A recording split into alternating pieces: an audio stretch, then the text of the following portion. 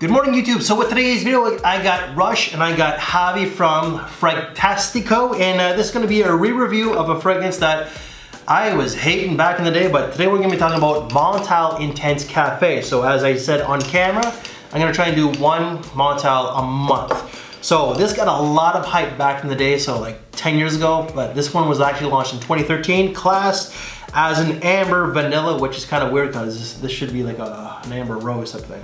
Yeah, you definitely pick up on the rose. So before we get into the notes, gentlemen, what do you get? I surprised that I loved it so much. I was gonna go off this sample, which is now Rush's, but I got myself a bottle for the right price.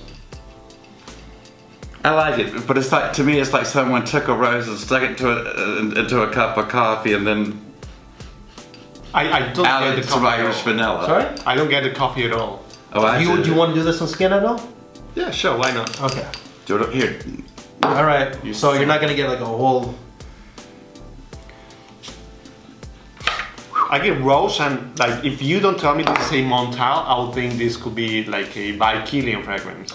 Yeah, it's very Bikilian, isn't it? Yeah, it does have a little bit of that vibe. Yeah, a little bit of that DNA going on. So I'm just gonna list off the notes. So top notes are gonna be floral notes, whatever, sure.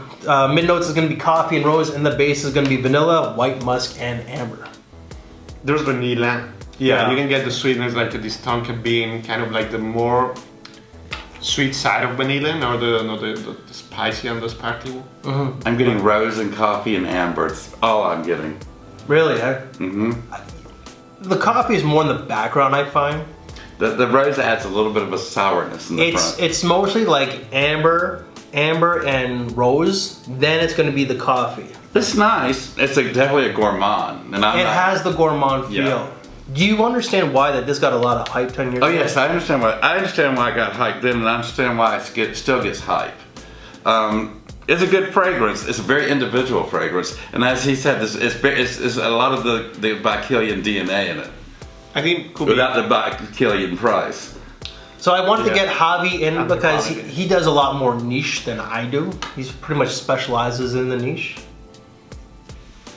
The thing, I have a thing with Montale, and it is that I don't really like the raw materials. Sometimes they come to me, especially their vanillas, they come to me as very synthetic, very plasticky. You can actually detect, like, I agree with them. Maybe I got the wrong guy on the camera then, huh? I agree with them. I have quite a few Montale fragrances, and I do like them, but I do tend to stay away from the ones that have vanilla in it, because there's something about the vanilla that's sort of, it's just... I think I got vanilla cake in the bag. Oh, that could explain a lot too. I used to have a chocolate greedy. Okay. Probably a month later, I was like, I just gave it away because I couldn't stand anymore how synthetic it started to smell. Oh, okay. See, that I don't know if I would have noticed that. I just find with chocolate greedy and including the vanilla cake, it's a special occasion type of fragrance, while this one is very versatile. It is versatile. I don't see this being very unisex. I think it is more leaning to the feminine side. Okay. I'll compare this, and I've been smelling a lot of things lately that are very similar to Love Don't Be Shy, like astoundingly similar. Like well, that happens anytime they come out with a fragrance. Everybody else will come out with their very loose interpretations of them. I know, and then you're like, give me a break, try to bring some innovation or whatever. Okay. It's too sweet. I look at it as being more unisex, but I also find it too sweet for me. Really? Yeah. Well, I'm not huge on gourmand fragrances. Oh, I have a few, but I don't wear them that often. But for a gourmand fragrance, this is actually quite classy. No, it's good. I'm not saying it's not good, but it's just not something I would reach for because I find it just a little too on the sweet side. I know me, I love my coffee. Yeah. But just not me. His coffee posts every morning. If I didn't have so many fragrances, I would actually wear this as like almost a daily fragrance. I could just see you driving around, smelling like coffee. Blue collar bus driver smelling like roses and coffee, yeah. This goes very it could work fast to the vanilla side of it. Like Does it smell different on paper than your skin? It definitely smells different.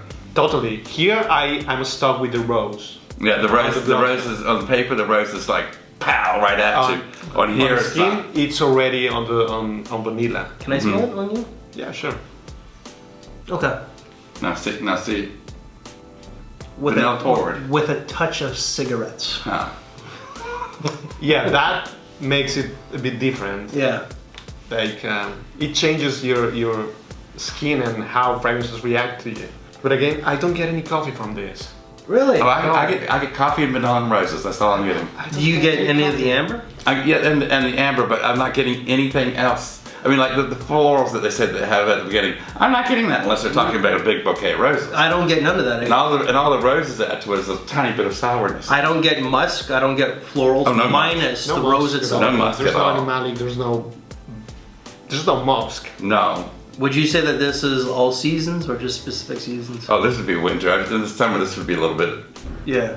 much. And for the price tag, shit, man, like this is super affordable. Yeah, all of them Like are. like I think 95 to 140. They're like the perfect introductory brand to niche. Like you start exploring and playing a bit more. Yeah, but also I think that Aqua de Parma and Atkinson's are pretty good too. So True. Even Nate and Bob.